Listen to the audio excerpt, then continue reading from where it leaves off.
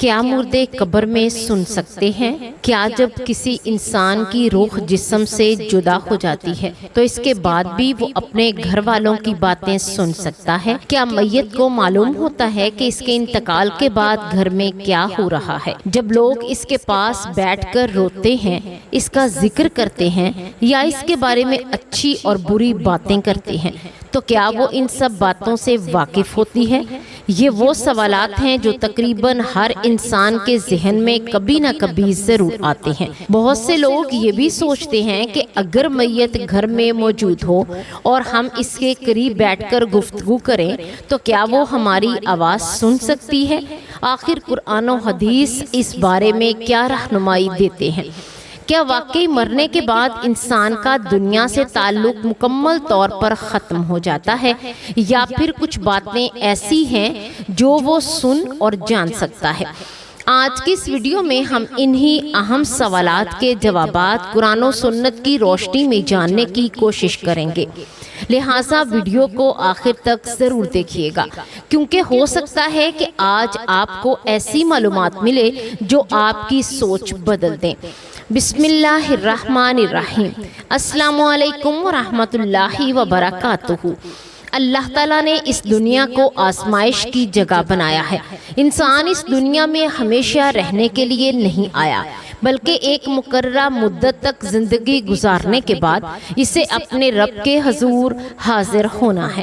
دنیا کی ہر چیز فانی ہے، ہر طاقتور کمزور ہو جاتا ہے، ہر جوان بوڑھا ہو جاتا ہے اور ہر زندہ کو ایک دن موت کا مزہ چکھنا پڑتا ہے۔ قرآن کریم میں اللہ تبارک و تعالیٰ ارشاد فرماتا ہے، ہر جان کو موت کا مزہ چکھنا ہے۔ یہ ایک ایسی حقیقت ہے جس سے کوئی انسان فرار اختیار نہیں کر سکتا، بادشاہ ہو یا فقیر، امیر ہو یا غریب، عالم ہو یا جاہل، سب کو ایک دن اس دنیا سے رخصت ہونا ہے۔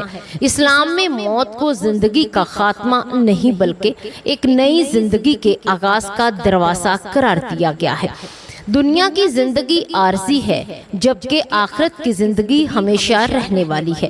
یہی وجہ ہے کہ قرآن و حدیث میں بار بار موت کو یاد کرنے اور آخرت کی تیاری کرنے کی تلقین کی گئی ہے۔ نبی کریم صلی اللہ علیہ وآلہ وسلم نے ارشاد فرمایا کہ لذتوں کو ختم کر دینے والی چیز یعنی موت کو کثرت سے یاد کیا کرو۔ جو شخص موت کو یاد رکھتا ہے وہ گناہوں سے بچنے اور نیکیوں کی طرف بڑھنے کی کوشش کرتا ہے، کیونکہ اسے معلوم ہوتا ہے کہ ایک دن اسے اپنے اعمال کا حساب دینا ہے۔ جب انسان کی روح جسم سے نکل جاتی ہے تو اسے مردہ یا میت کہا جاتا ہے۔ میت وہ شخص ہے جس کی دنیاوی زندگی ختم ہو چکی ہے اور جو عالم برزخ میں داخل ہو چکا ہے۔ اگرچہ اس کا جسم ہمارے سامنے موجود ہوتا ہے، لیکن اس کی روح دنیاوی زندگی کے نظام سے جدا ہو چکی ہوتی ہے۔ یہی وجہ ہے کہ جو انسان چند لمحے پہلے باتیں کر رہا تھا، چل پھر رہا تھا اور اپنے معاملات انجام دے رہا تھا، روح نکلتے ہی بالکل خاموش ہو جاتا ہے۔ اس کے ہاتھ پاؤں حرکت نہیں کرتے، زبان بولتی نہیں اور آنکھیں کسی چیز کو نہیں دیکھتی۔ اس منظر کو دیکھ کر انسان کو اپنی بے بسی اور اللہ تعالیٰ کی قدرت کا اندازہ ہوتا ہے۔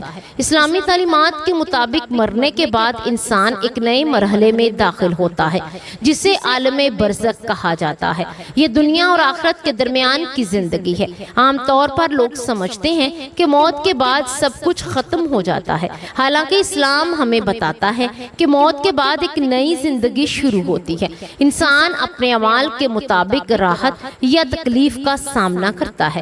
نیک لوگوں کے لیے برزخی زندگی راحت، سکون اور خوشخبری کا ذریعہ بنتی ہے، جبکہ گناہ گاروں کے لیے یہ ندامت اور پریشانی کا سبب بن سکتی ہے۔ جب کسی مسلمان کا انتقال ہو جائے تو اسلام نے اس کے ساتھ حسن سلوک کی تعلیم دی ہے۔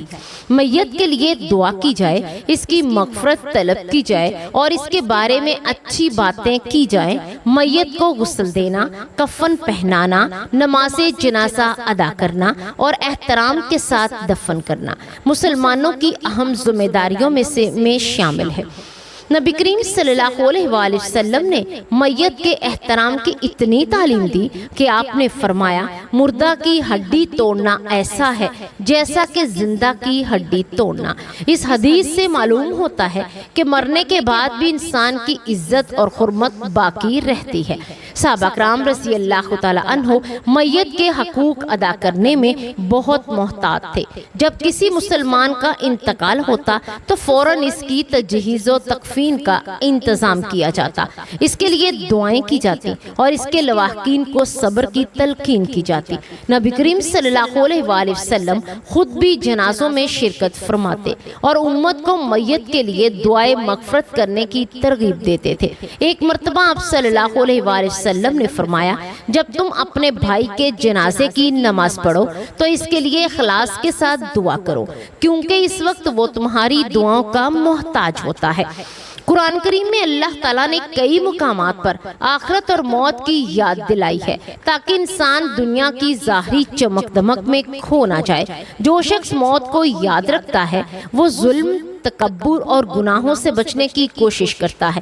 اسے معلوم ہوتا ہے کہ ایک دن قبر اس کا گھر بنے گی اور اسے اپنے رب کے سامنے جواب دینا ہوگا۔ اس لیے نیک لوگ دنیا میں رہتے ہوئے بھی آخرت کی تیاری کرتے ہیں، نمازوں کی پابندی کرتے ہیں، والدین کی خدمت کرتے ہیں، حقوق العباد ادا کرتے ہیں اور گناہوں سے بچنے کی کوشش کرتے ہیں۔ موت کا ذکر اگرچہ دل کو غمگین کر دیتا ہے، لیکن حقیقت میں یہ مومن کے لیے نصیحت اور بیداری کا پیغام ہے۔ قبرستانوں کی زیارت، جنازوں میں شرکت اور موت کو یاد کرنا انسان کو اپنی حقیقت یاد دلاتا ہے۔ جو شخص آج دوسروں کے جنازے میں شریک ہے، کل اس کا اپنا جنازہ بھی اٹھایا جا سکتا ہے۔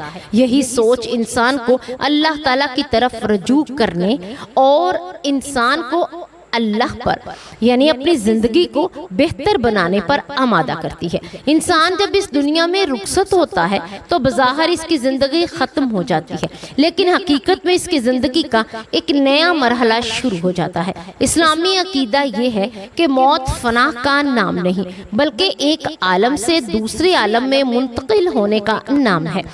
جب روح جسم سے جدا ہو جاتی ہے تو انسان عالم برزخ میں داخل ہو جاتا ہے۔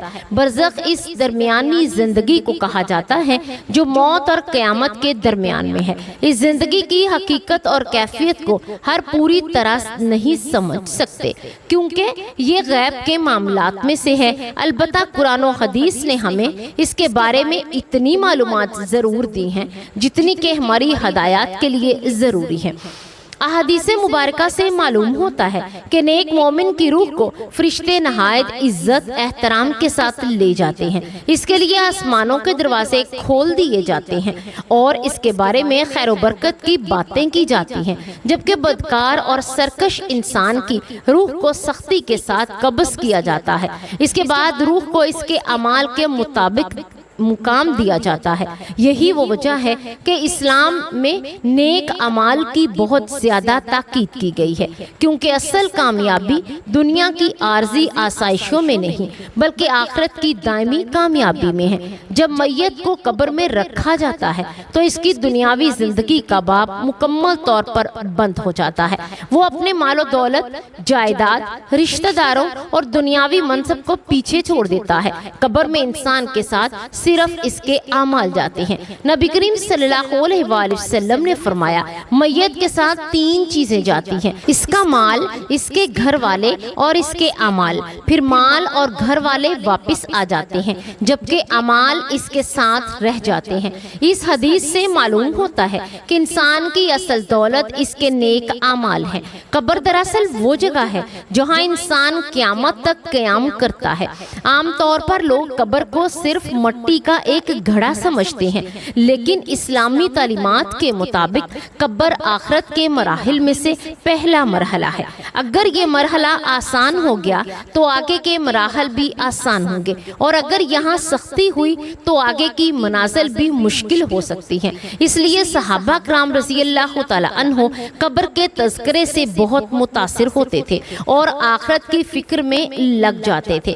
حضرت عثمان بن عفان رضی اللہ تعالی عنہ عنہ جب کسی قبر کے پاس کھڑے ہوتے تو اتنا روتے کہ آپ کی داڑھی مبارک آنسوں سے تر ہو جاتی۔ لوگوں نے پوچھا کہ جنت اور جہنم کا تذکرہ ہوتا ہے تو آپ اتنا نہیں روتے جتنا کہ قبر کے ذکر پر روتے ہیں۔ تو آپ نے فرمایا میں نے رسول اللہ صلی اللہ علیہ وآلہ وسلم کو فرماتے ہوئے سنا ہے کہ قبر آخرت کی پہلی منزل ہے، اگر یہاں نجات مل گئی تو آگے کے مراحل بھی آسان ہوں گے، اور اگر یہاں نجات نہ ملی تو بعد کے مراحل زیادہ سخت ہوں گے۔ اسلام میں قبر کی بڑی اہمیت ہے کیونکہ یہ انسان کی پہلی برزخی قیام گاہ ہے۔ قبر انسان کو یہ سبق دیتی ہے کہ دنیا کی تمام شان و شوکت ایک دن ختم ہو جائے گی۔ جو لوگ آج بڑے بڑے محلات میں رہتے ہیں ایک دن انہیں بھی چند گز زمین میں دفن کیا جائے گا۔ جو لوگ دنیا میں تکبر کرتے ہیں انہیں بھی قبر کی تاریکی میں اترنا ہے۔ اس لیے اسلام عاجزی، تقوی اور اللہ کے خوف کی تعلیم دیتا ہے۔ قبر میں میت کے سامنے کچھ اہم مراحل آتے ہیں۔ احادیث میں آتا ہے اللہ تعالیٰ کے حکم سے فرشتے آتے ہیں اور میت سے سوال کرتے ہیں تیرا رب کون ہے، تیرا دین کیا ہے اور اس ہستی کے بارے میں کیا کہتا ہے جو تم میں مبعوث کیے گئے تھے۔ مومن صحیح جواب دیتا ہے کیونکہ وہ دنیا میں ایمان اور عمل صالحہ کی زندگی گزار چکا ہوتا ہے۔ اس کے لیے قبر کشادہ کر دی جاتی ہے، اسے راحت نصیب ہوتی ہے، جبکہ جو شخص ایمان اور اطاعت سے دور رہا وہ ان سوالات کے صحیح جواب نہیں دے پاتا۔ یہ تمام معاملات برزخی دنیا کے ہیں جن کی مکمل حقیقت اللہ تعالیٰ ہی بہتر جانتا ہے۔ ہمارا فرض یہ ہے کہ قرآن و سنت میں جو بات ثابت ہے اس پر ایمان رکھیں اور غیر ضروری قیاس آرائیوں سے بچیں۔ اسلام میں قبر کی تیاری کرنے کا حکم دیتا ہے، قبر کے حالات کے بارے میں بے بنیاد کہانیاں گھڑنے کا نہیں۔ اب یہاں ایک اہم سوال پیدا ہوتا ہے کہ جس کے بارے میں صدیوں سے لوگ گفتگو کرتے آئے ہیں، اور وہ سوال یہ ہے کہ قبر میں موجود مردہ کیا سن سکتا ہے؟ کیا اسے اپنے ارد گرد ہونے والی باتوں کا علم ہو سکتا ہے؟ کیا جب لوگ اس کی قبر پر آتے ہیں، سلام کرتے ہیں تو اس کے لیے دعا کرتے ہیں تو وہ ان باتوں کو محسوس کرتا ہے؟ اس مسئلے کو سمجھنے کے لیے ضروری ہے کہ ہم اپنی رائے یا جذبات کی بجائے قرآن و حدیث اور اہل سنت کے معتبر علماء کی تشریحات کی طرف رجوع کریں، کیونکہ عقائد کے مسائل میں اصل معیار قرآن و سنت ہی ہے۔ اب ہم اس اہم سوال کی طرف آتے ہیں جو بہت سے لوگوں کے ذہن میں پیدا ہوتا ہے، اور وہ یہ ہے کہ کیا مردے سن سکتے ہیں؟ یہ مسئلہ عقیدے اور برزخی زندگی سے تعلق رکھتا ہے، اس لیے اس میں قرآن و سنت کی روشنی میں بات کرنا ضروری ہے۔ سب سے پہلے یہ بات ذہن میں رکھنی چاہیے کہ مرنے کے بعد انسان کی سماعت، بصارت اور ادراک دنیاوی زندگی کی طرح نہیں رہتے۔ برزخی زندگی دنیا کی زندگی سے مختلف ہے، اس لیے ہم دنیا کے اصولوں کو وہاں پر مکمل طور پر لاگو نہیں کر سکتے۔ قرآن کریم میں بعض مقامات پر کفار کے بارے میں فرمایا گیا کہ آپ مردوں کو نہیں سنا سکتے۔ بعض لوگ ان آیات کو بنیاد بنا کر سمجھتے ہیں کہ مردے بالکل کچھ نہیں سنتے، لیکن مفسرین کرام نے وضاحت فرمائی ہے ان آیات سے اصل مقصد کفار کی مثال بیان کرنا ہے، یعنی جس طرح مردہ خود اپنی مرضی سے ہدایت قبول نہیں کر سکتا، اسی طرح حق کا انکار کرنے والے لوگ بھی ہدایت سے فائدہ نہیں اٹھا سکتے۔ ان آیات کا مقصد یہ بیان کرنا نہیں کہ مردوں کو کسی صورت میں کوئی بات سنائی نہیں دیتی۔ اس موضوع پر سب سے مشہور حدیث وہ ہے جو جنگ بدر کے بعد پیش آئی، جب کفار مکہ کے بڑے بڑے سردار مارے گئے تو انہیں ایک کنویں میں ڈال دیا گیا۔ نبی کریم صلی اللہ علیہ وآلہ وسلم اس کنویں کے پاس تشریف لے گئے اور ان کفار کو ان کے نام لے کر مخاطب فرمایا۔ پھر آپ صلی اللہ علیہ وآلہ وسلم نے فرمایا کہ کیا تم نے اپنے رب کے وعدے کو سچا پایا؟ میں نے تو اپنے رب کے وعدے کو سچا پایا۔ اس موقع پر حضرت عمر رضی اللہ تعالی عنہ نے عرض کی، یا رسول اللہ صلی اللہ علیہ وآلہ وسلم، آپ ایسے لوگوں سے بات کر رہے ہیں جن کے جسموں میں روحیں نہیں ہیں۔ تو نبی کریم صلی اللہ علیہ وآلہ وسلم نے فرمایا، تم میری بات ان سے زیادہ نہیں سن رہے جتنا کہ وہ سن رہے ہیں، البتہ وہ جواب نہیں دے سکتے۔ یہ حدیث صحیح بخاری اور صحیح مسلم میں موجود ہے، اور اس سے معلوم ہوتا ہے کہ اللہ تعالیٰ جس قدر چاہے مردوں کو سننے کی قدرت عطا فرما سکتا ہے۔ اسی طرح ایک اور حدیث میں آتا ہے کہ جب میت کو دفن کر دیا جاتا ہے اور لوگ اسے دفن کر کے واپس لوٹتے ہیں تو وہ ان کے جوتوں کی آواز سنتی ہے۔ یہ حدیث بھی صحیح احادیث میں موجود ہے، اور اس سے معلوم ہوتا ہے کہ دفن کے بعد کم از کم بعض مواقع پر میت کو کچھ آوازوں کا ادراک ہوتا ہے۔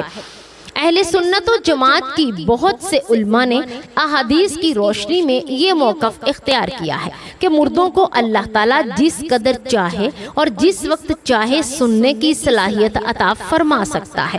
تاہم یہ سننا دنیاوی زندگی کی طرح ہر وقت اور ہر چیز کو سننا نہیں ہے۔ برزخی زندگی کی کیفیت ہم پوری طرح نہیں جانتے، اس لیے اس بارے میں وہی بات کرنی چاہیے جو قرآن و حدیث سے ثابت ہو۔ امام اہل سنت محدثین اور فقہائے کرام نے اس مسئلے میں اعتدال کا راستہ اختیار کیا۔ نہ تو یہ کہنا درست ہے کہ مردے دنیا کی ہر بات میں ہر وقت سنتے ہیں، اور نہ ہی یہ کہنا درست ہے کہ وہ بالکل کچھ بھی نہیں سنتے۔ صحیح بات یہ ہے کہ اللہ تعالیٰ اپنے حکم سے مردوں کو بعض مواقع پر سنوا دیتا ہے، جیسا کہ احادیث سے ثابت ہے۔ اسی وجہ سے مسلمان جب قبرستان جاتے ہیں تو اہل قبور کو سلام کرتے ہیں۔ نبی کریم صلی اللہ علیہ وآلہ وسلم نے فرمایا کہ قبرستان جانے کی دعا بھی سکھائی۔ اگر سلام کا کوئی فائدہ ہی نہ ہوتا تو شریعت میں ہمیں سلام کرنے کی تعلیم نہ دی جاتی۔ قبرستان میں جا کر مسلمان کہتے ہیں، السلام علیکم یا اہل القبور، یعنی اے قبرستان والو تم سب پر سلامتی ہو۔ اس سلام کا مقصد یعنی اصل فائدہ یہ ہے کہ زندہ لوگ اپنے مرحومین کے لیے دعا کریں اور اپنی آخرت کو یاد کریں۔ یہاں ایک اور بات سمجھنا ضروری ہے کہ مردوں کا سننا اور ان سے مدد مانگنا دو الگ الگ مسائل ہیں۔ بعض لوگ ان دونوں چیزوں کو خلط ملط کر دیتے ہیں، اور احادیث میں بعض مواقع پر مردوں کو سننا ثابت ہے، لیکن عبادت صرف اللہ تعالیٰ کے لیے ہے۔ دعا، سجدہ، نظر اور حقیقی مددگار ہے۔ مدد کا طلبگار صرف اللہ تعالیٰ کو ہی بنانا چاہیے۔ ایک مسلمان کا عقیدہ یہ ہے کہ نفع اور نقصان کا مالک صرف اللہ تعالیٰ ہے۔ میت کے لیے سب سے زیادہ فائدہ بخش چیز زندہ لوگوں کی دعا ہے۔ جب اولاد اپنے والدین کے لیے دعا کرتی ہے، جب کوئی مسلمان اپنے بھائی مرحوم کے لیے مغفرت مانگتا ہے، جب قرآن پڑھ کر ثواب پہنچانے کی نیت کرتا ہے یا صدقہ کر کے ایصال ثواب کرتا ہے، تو اللہ تعالیٰ اپنی رحمت سے میت کو اس کا فائدہ پہنچا سکتا ہے۔ یعنی وجہ یہی ہے کہ اسلام ہمیں مردوں کے بارے میں بحث مباحثہ کرنے کی بجائے ان کے لیے دعا کرنے کی ترغیب دیتا ہے۔ اگر ہم غور کریں تو یہ مسئلہ صرف علمی بحث کا نہیں بلکہ عملی زندگی کا بھی ہے۔ اصل سوال یہ نہیں کہ مردے ہمیں سنتے ہیں یا نہیں، بلکہ اصل سوال یہ ہے کہ جب ہم خود قبر میں جائیں گے تو ہمارا کیا حال ہوگا؟ کیا ہمارے اعمال ایسے ہوں گے قبر ہمارے لیے جنت کے باغوں میں سے ایک باغ بن جائے، یا ہم دنیا اور آخرت کی غفلت میں اتنے مشغول رہیں کہ آخرت کی تیاری ہی نہ کر سکیں گے؟ عقل مند وہی شخص ہے جو دوسروں کے موت سے سبق حاصل کرے۔ روزانہ کتنے ہی جنازے اٹھتے ہیں، کتنے ہی لوگ اس دنیا سے رخصت ہو جاتے ہیں، لیکن انسان پھر بھی ان کو اپنے رب کے سامنے سب بھول جاتا ہے، حالانکہ ہر وقت ہمیں آواز دے رہی ہوتی ہے قبر کہ ایک دن تم نے بھی یہاں آنا ہے۔ ہر جنازہ ہمیں یاد دلاتا ہے کہ دنیا کی مہلت ہمیشہ باقی نہیں رہے گی، اس لیے مومن کی زندگی کا مقصد صرف دنیا کمانا نہیں بلکہ آخرت کی کامیابی بھی حاصل کرنا ہے۔ پیارے ناظرین، جب ہم موت، قبر اور عالم برزخ کے بارے میں گفتگو کرتے ہیں تو ہمارا مقصد صرف معلومات حاصل کرنا نہیں ہونا چاہیے، بلکہ اپنی زندگی کو بہتر بھی بنانا ہونا چاہیے۔ دنیا کی زندگی بہت مختصر ہے۔ انسان بچپن سے جوانی اور جوانی سے بڑھاپے کی طرف بڑھتا ہے، پھر ایک دن اچانک موت اس کے دروازے پر دستک دے دیتی ہے۔ کتنے ہی لوگ ایسے تھے جنہوں نے لمبی لمبی امیدیں باندھ رکھی تھی، بڑے بڑے منصوبے بنا رکھے تھے، لیکن موت نے انہیں مہلت ہی نہ دی۔ اس لیے اسلام ہمیں بار بار یاد دلاتا ہے کہ اپنی آخرت کی تیاری کرو، کیونکہ اصل زندگی آخرت کی زندگی میں ہے۔ آخرت کی تیاری کا سب سے پہلا ذریعہ سچا ایمان ہے۔ انسان دل میں اللہ تعالیٰ کی وحدانیت، رسول اکرم صلی اللہ علیہ وآلہ وسلم کی رسالت، قرآن کریم کی حقانیت اور قیامت کے دن پر مضبوط یقین پیدا کرے۔ اس کے بعد نمازوں کی پابندی کرے، حلال روزی کمانے اور والدین کے ساتھ حسن سلوک کرے، رشتہ داروں کے حقوق ادا کرے، غریبوں اور محتاجوں کی مدد کرے، لوگوں کو تکلیف نہ پہنچائے، اور یہ کہ وہ اعمال ہیں جو قبر میں انسان کے کام آئیں گے۔ ہمیں چاہیے کہ اپنے گناہوں سے سچی توبہ کریں۔ اگر کسی کا حق مار رکھا ہے تو واپس کر دیں، اگر کسی کا دل دکھایا ہے تو معافی مانگ لیں، اگر نمازوں میں کوتاہی ہوئی ہے تو اس کی اصلاح کر لیں۔ موت کا کوئی وقت مقرر نہیں جو ہمیں پہلے سے ہی بتا دیا جائے۔ ممکن ہے کہ آج کا دن ہماری زندگی کا آخری دن ہو، ممکن ہے کہ اگلا لمحہ ہم نصیب نہ ہو، اور اسی لیے عقل مندی اسی میں ہے کہ انسان ہر وقت اپنے رب سے ہمارا تعلق مضبوط رکھے۔ اپنے مرحوم والدین، عزیزوں اور تمام مسلمانوں کے لیے دعا کرنا بھی بہت بڑی نیکی ہے۔ ہم ان کے لیے مغفرت مانگتے ہیں تو یہ ان کے لیے بھی فائدہ مند ہوتا ہے اور ہمارے لیے بھی باعث اجر بنتا ہے۔ قبرستان جانا، موت کو یاد کرنا، آخرت کی فکر کرنا، دل کو نرم کرنا اور انسان کو گناہوں سے بچنے میں مدد دیتا ہے۔ آئیے اب ہم اپنے ہاتھ اٹھا کر دعا کرتے ہیں کہ اے اللہ، تو بے حد مہربان ہے اور رحم فرمانے والا ہے۔ ہم سب تیرے ہی بندے ہیں اور ایک دن ہمیں تیری بارگاہ میں ہی حاضر ہونا ہے۔ یا اللہ، ہمیں موت سے پہلے سچی توبہ کی توفیق عطا فرما، ہمارے دلوں کو ایمان کی روشنی سے بھر دے، ہمیں نماز کی پابندی کرنے والا، قرآن کریم سے محبت کرنے والا اور تیرے احکامات پر عمل کرنے والا بنا دے۔ اے اللہ، ہمارے والدین پر رحم فرما، اگر وہ حیات ہیں تو انہیں صحت، سلامتی اور برکت عطا فرما، اور اگر وہ دنیا سے جا چکے ہیں تو ان کی قبروں کو نور سے بھر دے، ان کی مغفرت فرما، ان کی خطاؤں کو معاف فرما اور انہیں جنت الفردوس میں اعلیٰ مقام عطا فرما۔ یا اللہ، تمام مرحوم مسلمان مردوں اور عورتوں، مومن مردوں اور مومن عورتوں کی مغفرت فرما، ان کی قبر کو جنت کے باغوں میں سے ایک باغ بنا دے۔ قبر کی تنگی، وحشت اور عذاب سے ہماری اور تمام مسلمانوں کی حفاظت فرما۔ اے اللہ، جب ہماری روح قبض ہو تو ہمیں کلمہ طیبہ نصیب فرما، ہماری موت ایمان پر فرما، ہمیں نیک اعمال کی توفیق دے، ہمارے خاتمے کو بہترین خاتمہ بنا دے۔ قیامت کے دن ہمیں اپنے محبوب حضرت محمد صلی اللہ علیہ وآلہ وسلم کی شفاعت نصیب فرما، ہمیں بغیر حساب و کتاب کے جنت الفردوس میں داخل فرما۔ اے اللہ، ہماری اولاد، ہمارے اہل خانہ اور تمام مسلمانوں کو دین اسلام پر ثابت قدم رکھ، ہمیں دنیا اور آخرت کی بھلائیاں عطا فرما اور جہنم کے عذاب سے محفوظ فرما۔